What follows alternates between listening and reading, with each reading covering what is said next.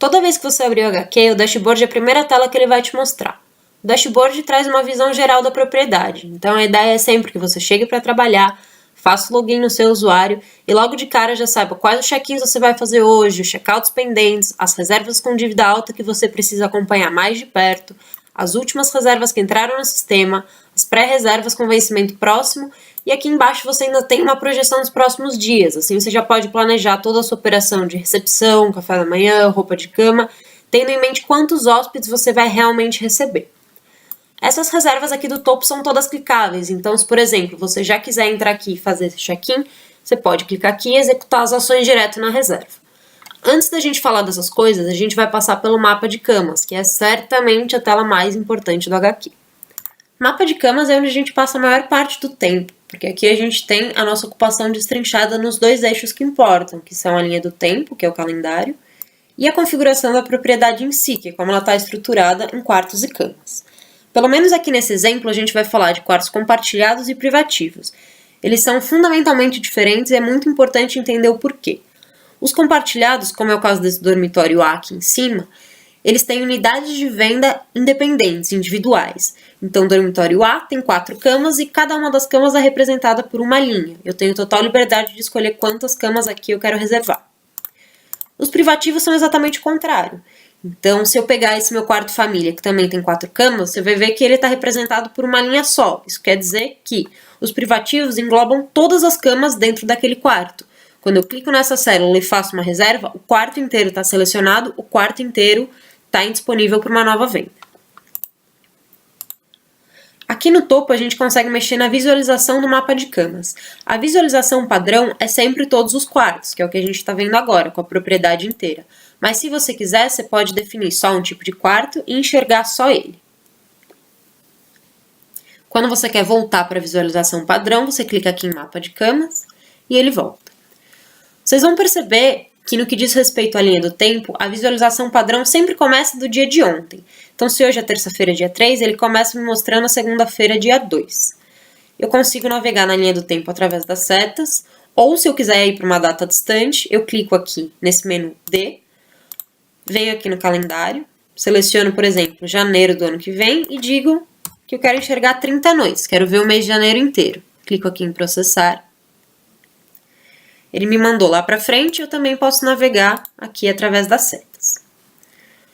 Bom, vou voltar para a visualização padrão para que a gente possa falar dos status das reservas, que são esses códigos coloridos que a gente tem aqui. O rosa de pré-reserva identifica justamente as pré-reservas, que são reservas que ainda não foram confirmadas, falta um pagamento, uma confirmação do hóspede, da propriedade, e elas aparecem aqui em rosa. Quando as pré-reservas são confirmadas, elas pulam para esse status amarelo de nova reserva. Uma nova reserva é uma reserva que está confirmada e está só esperando a chegada do hóspede. Quando ele chega, a gente faz o procedimento de check-in e ele pula para esse azul aqui. Esse azul é um azul de destaque porque justamente são as pessoas que estão na casa nesse momento e nas quais a gente mais precisa prestar atenção. Inclusive aqui no topo a gente tem um contador de hóspedes com check-in realizado, que na verdade é um contador de quantas pessoas você tem na casa agora. Então, 2 hóspedes, isso quer dizer que eu tenho 2 hóspedes nesse status azul de check-in realizado. Quando eles vão embora, eles passam para esse cinza de checkout.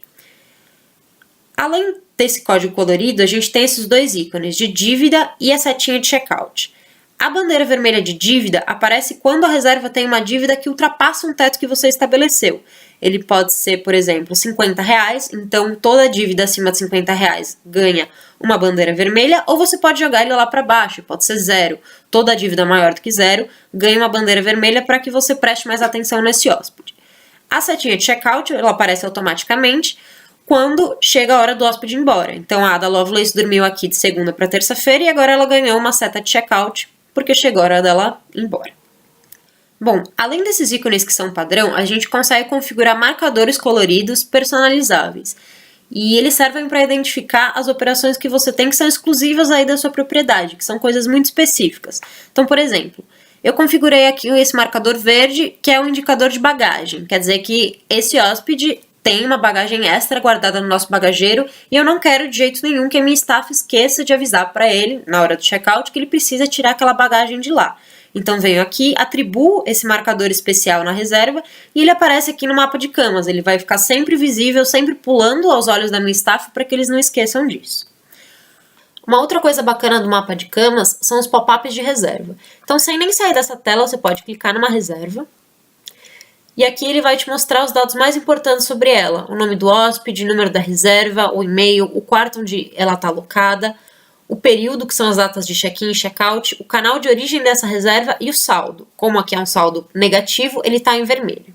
Aqui embaixo a gente tem alguns atalhos, então sem nem sair dessa tela também você já consegue executar algumas ações do tipo aprovar uma pré-reserva. E aqui em cima a gente tem umas abas, como conta corrente, que já permite inserir pagamentos, e anexos, onde você pode subir arquivos como comprovante de pagamento, ou cópia de um documento, enfim, qualquer coisa que for importante. Se a gente clicar em uma reserva com o check-in já feito, além desses dados que eu acabei de mostrar, a gente tem também a foto da webcam, que aqui não é a da Lovely, sou eu, mas você consegue identificar os hóspedes de uma maneira bem simples. Além de procurar pelas reservas, clicando diretamente nelas e abrindo o pop-up, a gente consegue fazer uma busca através dessa barra de busca universal que fica aqui no topo. Então, se eu quero, por exemplo, encontrar essa reserva de Francis, eu posso clicar aqui, ou posso vir aqui na barra de busca, começar a digitar o nome dela, e o HQ já me traz todas as ocorrências com esse termo que eu procurei. Essa ocorrência é clicável, então se eu clico aqui nela, ele me leva diretamente para a tela dessa reserva. Uma última coisa bacana dentro do mapa de cama são essas métricas que ficam aqui logo abaixo das datas. Vocês vão perceber conforme a gente for avançando que dentro do HQ os usuários têm permissionamentos diferentes, e as métricas são um bom exemplo disso.